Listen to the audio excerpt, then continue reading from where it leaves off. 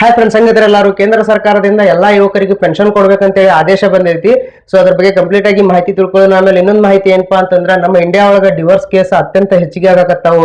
ನಮ್ಮ ವರ್ಲ್ಡ್ ಒಳಗ ಅತ್ಯಂತ ಹೆಚ್ಚಿಗೆ ಡಿವೋರ್ಸ್ ಕೇಸ್ ಆಗಕತ್ತಾವು. ಸೊ ಅದಕ್ಕಾಗಿ ಒಂದು ದೊಡ್ಡ ಚೇಂಜಸ್ ಮಾಡಿದ್ದಾರೆ. ಡಿವೋರ್ಸ್ ಕೇಸ್ ಒಳಗ ಒಂದು ದೊಡ್ಡ ರೂಲ್ಸ್ ಅನ್ನ ತಂದಿದ್ದಾರೆ ಇಂಡಿಯನ್ ಗೌರ್ಮೆಂಟ್ ನಿಂದ. ಸೊ ಅದ್ರ ಬಗ್ಗೆ ಕಂಪ್ಲೀಟ್ ಆಗಿ ತಿಳ್ಕೊಳ್ಳೋಣ. ವಿಡಿಯೋ ಕಂಪ್ಲೀಟ್ ಆಗಿ ನೋಡ್ರಿ, ಸ್ಕಿಪ್ ಮಾಡಿ ನೋಡ್ರಿ, ಏನು ಇನ್ಫಾರ್ಮೇಶನ್ ಸಿಗುದಿಲ್ಲ. ಸೊ ಏನಾದ್ರು ರಾಂಗ್ ನೀವು ಅರ್ಥ ಮಾಡ್ಕೊಂಡು ಕ್ಯಾಸ ಬ್ಲೇಮ್ ಮಾಡಕ್ ಹೋಗ್ಬೇಡ್ರಿ. ಸೊ ದಯವಿಟ್ಟು ವಿಡಿಯೋ ಕಂಪ್ಲೀಟ್ ಆಗಿ ಚಂದಾಗಿ ನೋಡ್ರಿ. ಯುವಕರಿಗೆ ಪೆನ್ಷನ್ ಹೆಂಗಪ್ಪ ಅಂತಂದ್ರೆ, ಈಗ 15 ವರ್ಷಗಳ ಕಾಲ ಯಾರಾದ್ರೂ ವರ್ಕ್ ಮಾಡಿರ್ತಾರಲ್ಲ, ಕಂಪ್ನಿ ಒಳಗೆ ವರ್ಕ್ ಮಾಡಿರ್ಲಿ, ಅವ್ರು ಯಾವ್ದಾದ್ರು ಒಂದು ಆಫೀಸ್ ವರ್ಕ್ ಮಾಡಿರ್ಲಿ, ಏನಾದ್ರು ಒಂದು ಫೈನಾನ್ಸ್ ಒಳಗೆ ವರ್ಕ್ ಮಾಡಿರ್ಲಿ, ಅವ್ರದ್ದು PF ಕಟ್ ಆಗ್ತಿರ್ತೈತಿ. ಕನ್ಫರ್ಮ್ ಆಗಿ PF ಕಟ್ ಆಗ್ತಿರ್ತೈತಿ. 15 ವರ್ಷಗಳ ಕಾಲ ಅವ್ರದ್ದು PF ಕಟ್ ಆಗಿತ್ತಪ್ಪ ಅಂತಂದ್ರೆ ಪ್ರತಿಯೊಬ್ಬರಿಗೂ ಪೆನ್ಷನ್ ಕೊಡ್ರಿ ಅಂತೇಳಿ ಗೌರ್ಮೆಂಟ್ ನಿಂದ ಆದೇಶ ಬಂದೈತಿ. ಅವರು ಹೈಕೋರ್ಟ್ ನಿಂದ ಹೇಳಿದಾರ. ಎದ್ರ ಸಂಬಂಧ ಹೇಳಿದಾರಪ್ಪ ಅಂತಂದ್ರೆ, ಈಗ ಎಷ್ಟೋ ಜನ 10,000 ರೂಪಾಯಿ 15,000 ರೂಪಾಯಿ ಕೆಲಸ ಮಾಡ್ತಿರ್ತಾರ. ಅವ್ರ ಜೀವನ ಪರ್ಯಂತ ಅವ್ರು ಅಷ್ಟೇ ಸ್ಯಾಲರಿ ಒಳಗೆ ಕೆಲಸ ಮಾಡಿರ್ತಾರೆ. ಅವ್ರು ದುಡಿಯೋದ್ ನಿಲ್ಲಿಸ್ಬಿಟ್ರಪ್ಪ, ಅವ್ರಿಗೆ ಏಜ್ ಆಯ್ತಪ್ಪ ಅಂತಂದ್ರೆ, ಒಂದು ಸ್ಟೇಜ್ ಆದ್ಮೇಲೆ ನಮ್ಮನ್ನ ಎಲ್ಲಿ ವರ್ಕಿಗೆ ಕರ್ಕೊಳ್ಳೋದಿಲ್ಲ. ಯಾಕಂದ್ರೆ ಏಜ್ ಪ್ರಾಬ್ಲಮ್ ಅಂತ ಹೇಳಿ ಅವರು ಕೆಲಸ ಕೊಡೋದಿಲ್ಲ. ಸೊ ಅಂತ ಸಂದರ್ಭದೊಳಗ ನಾವು ಬಾಳೋದ ಕಷ್ಟ ಆಗ್ತೈತಿ, ನಮ್ ಫ್ಯಾಮಿಲಿ ಹಾದಿಗೆ ಬರ್ತೈತಿ ಅಂತೇಳಿ ಈಗ ಒಂದೊಂದು ಫ್ಯಾಮಿಲಿ ಒಳಗ ಒಬ್ಬೊಬ್ಬರ ದುಡಿಯೋರು ಇರ್ತಾರ. ಸೊ ಅಂತವ್ರಿಗೆಲ್ಲ ಹೆಲ್ಪ್ ಆಗ್ಲಿ ಅಂತೇಳಿ ಕೇಂದ್ರ ಸರ್ಕಾರದಿಂದ ಹೈಕೋರ್ಟ್ ನಿಂದ ಏನಂತ ಆದೇಶ ತರಾಕತ್ತಾರಪ್ಪ ಅಂತಂದ್ರೆ, ಪ್ರತಿಯೊಬ್ಬರಿಗೂ ಈಗ 15 ವರ್ಷ ಅವ್ರದ್ದು PF ಕಟ್ ಆಗೈತಪ್ಪ ಅಂತಂದ್ರೆ ಅವ್ರು ಕಂಪಲ್ಸರಿ ಆಗಿ ಅವ್ರಿಗೆ ಪೆನ್ಷನ್ ಸ್ಟಾರ್ಟ್ ಆಗ್ಲಿ ಅಂತೇಳಿ. ಅವರು ಎಷ್ಟರ ವಯಸ್ಸಿನವ್ರು ಇರೋಲ್ರು. ಈಗ ಸಪೋಸ್ ಈಗ ನಾವು 20 ವರ್ಷಕ್ಕೆ ದುಡಿಯಾಕ ಸ್ಟಾರ್ಟ್ ಮಾಡಿವಪ್ಪ ಅಂತಂದ್ರೆ ಅವರು 35 ಇಯರ್ಗೆ ಅವ್ರದ್ದು ಏನಾಗ್ತೈತಿ, 15 ವರ್ಷ ಕಂಪ್ಲೀಟ್ ಆಗ್ತೈತಿ. ಸೊ ಅವಾಗಿಂದ ಅವ್ರಿಗೆ ಪೆನ್ಷನ್ ಬರ್ಲೇಬೇಕು ಕಂಪಲ್ಸರಿ. ಸೊ ಈ ತರ ರೂಲ್ಸ್ ಅನ್ನ ತರಾಕತ್ತಾರ.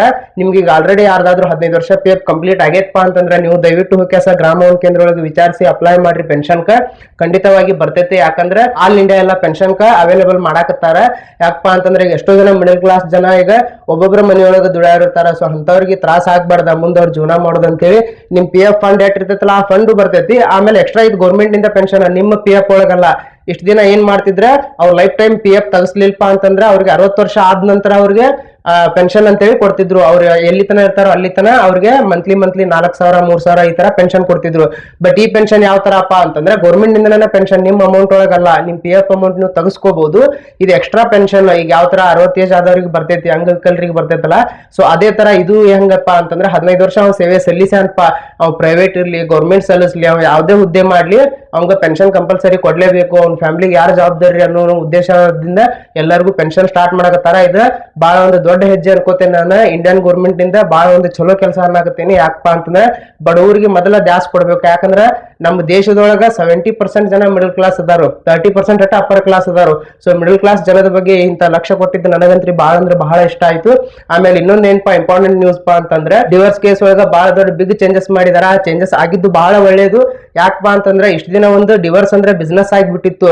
ಗರ್ಲ್ಸ್ ದೊಡ್ಡ ಚಲೋ ವ್ಯಕ್ತಿಗಳಿಗೆ ಲವ್ ಮಾಡಿ ಏನಾದ್ರು ಒಂದು ಟ್ರ್ಯಾಪ್ ಮಾಡಿ ಮ್ಯಾರೇಜ್ ಆಗೋದ, ಡಿವೋರ್ಸ್ ಹಾಕ್ಯಾಸ ಅರ್ಧ ರಾಯಲಿಟಿ ಕೇಳೋದ. ಸೊ ಈ ತರ ಇಂಡಿಯಾ ಒಳಗ ಬಿಸ್ನೆಸ್ ನಡೆದ್ ಬಿಟ್ಟಿತ್ತು.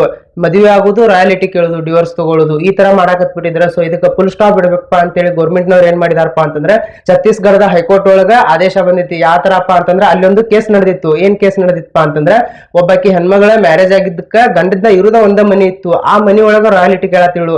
ಆ ಮನಿ ನನಗ್ ಬೇಕು, ನಾ ಡಿವೋರ್ಸ್ ತಗೊಳತೇನಿ, ಆ ಮನಿ ಮೇಲೆ ನನಗ್ ಹಕ್ಕೈತಿ, ಆ ಮನಿ ನನಗ್ ಬೇಕು ಅಂತೇಳಿ ಆಕಿ ಡಿವೋರ್ಸ್ ಕೇಸ್ ಹಾಕಿದ್ಲು. ಸೊ ಅದಕ್ಕ ಅಲ್ಲಿ ಗೌರ್ಮೆಂಟ್ ಅದೇನ್ ತಿಳಿತು ಏನೋ ಗೊತ್ತಿಲ್ಲ, ಆ ಗೌರ್ಮೆಂಟ್ ನವ್ರು ಏನ್ ಡಿಸಿಷನ್ ತಗೊಳತಾರಪ್ಪ ಅಂತಂದ್ರೆ, ಇನ್ಮೇಲೆ ಗಂಡನ ಯಾವ್ದೇ ಆಸ್ತಿ ಒಳಗ ಹೆಂಡತಿ ಡಿವೋರ್ಸ್ ಮಾಡ್ಕೊಳಕತ್ರ ಹಕ್ಕಿಲ್ಲ, ಡಿವೋರ್ಸ್ ಮಾಡ್ಕೊಳಕತ್ರ ಆಕಿಗೆ ರಾಯಲಿಟಿ ಕೊಡೋ ಹಾಗಿಲ್ಲ ಅಂತೇಳಿ ರೂಲ್ಸ್ ತೆಗಿಯಾಕತ್ತಾರ. ಸೊ ಆ ರೂಲ್ಸ್ ಬಂದಿದ್ದು ಬಹಳ ಒಳ್ಳೇದು. ಯಾಕಪ್ಪ ಅಂತಂದ್ರೆ, ಈಗ ಸಪೋಸ್ ಅದ್ ಅವ್ರು ನ್ಯಾಚುರಲಿ ಏನೋ ಇಶ್ಯೂ ಆಗಿ ಡಿವೋರ್ಸ್ ಆಗಕತ್ತಾವು, ಅದು ಬಹಳ ರಿಯರ್. ಅದ ಒಂದು 1%, ಅದ 100 ಒಳಗೆ 1% ಆತರ ಆಗ್ತಾವ.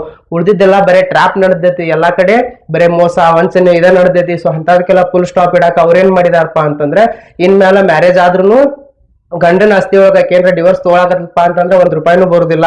ಆಕೆ ಸೆಲ್ಫ್ ಆಗಿ ದುಡಿಬೇಕು. ಹೆಣ್ಮಕ್ಳಿಗೆ ನಾವು ಎಷ್ಟು ಅವಲಂಬನೆ ಕೊಟ್ಟಿವಿ, ಅವ್ರಿಗೆ ಎಷ್ಟು ನಾವು ಮ್ಯಾಲೆ ಎತ್ತಾತೇವಲ್ಲ, ಹಂಗ ಅಕ್ಕಿ ದುಡಿದ ಕೆಲಸ ಜೀವನ ಮಾಡ್ಬೇಕು. ಗಂಡನ ಆಸ್ತಿ ಒಳಗ ಹಕ್ಕಿಲ್ಲ ಅಂತೇಳಿ ಗೌರ್ಮೆಂಟ್ ಡಿಸಿಷನ್ ತಗೊಳಕತ್ತೈತಿ. ಸೊ ಇದು ಪೂರಾ ಇಂಡಿಯಾ ಪೂರಾ ಅವೈಲೇಬಲ್ ಆಗ್ತಾ ಅಂತಂದ್ರೆ ನಾನು ತಕ್ಷಣ ತಿಳಿಸ್ತೇನೆ.